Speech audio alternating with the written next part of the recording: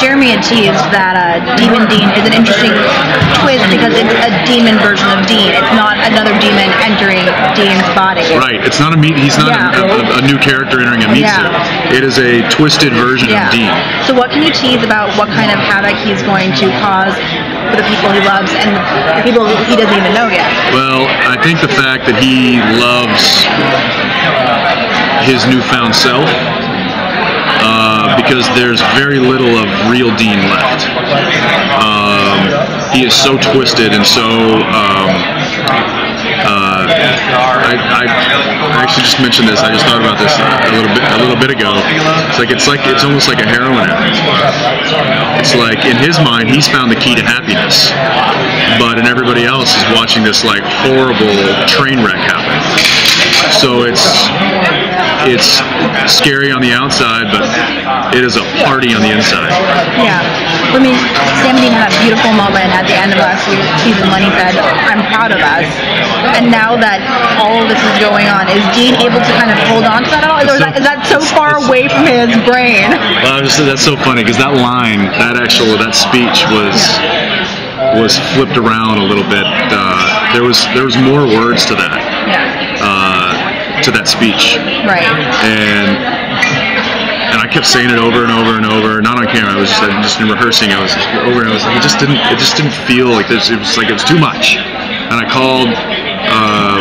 I couldn't get a hold of Jeremy for some reason, which I'm sure he would have given me the same answer. I called Bob and I was like, Bob, I'm saying this and then I'm saying this and this and this, and I really feel like it should be short and sweet and simple and to the point.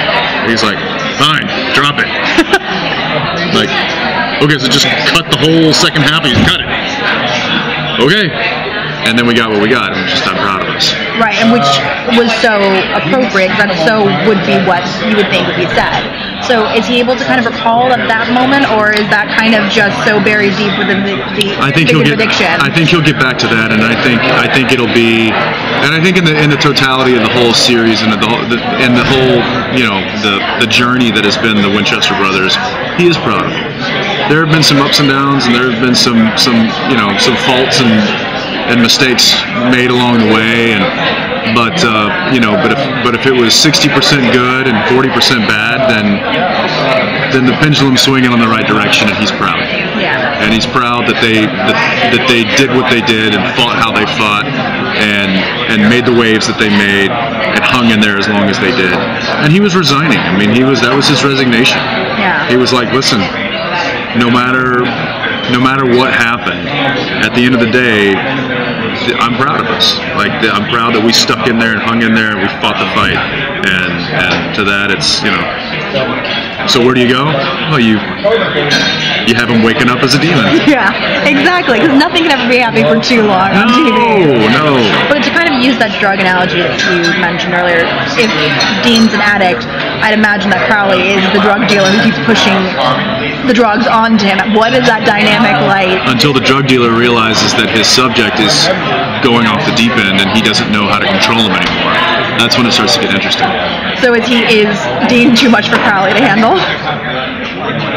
Is there any? I mean, didn't we always know that? I mean, I think we always expected that was probably the case because Crowley talks the big talk, but when push comes to shove.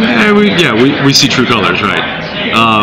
Demon Dean gets a little cantankerous, I think, for Crowley.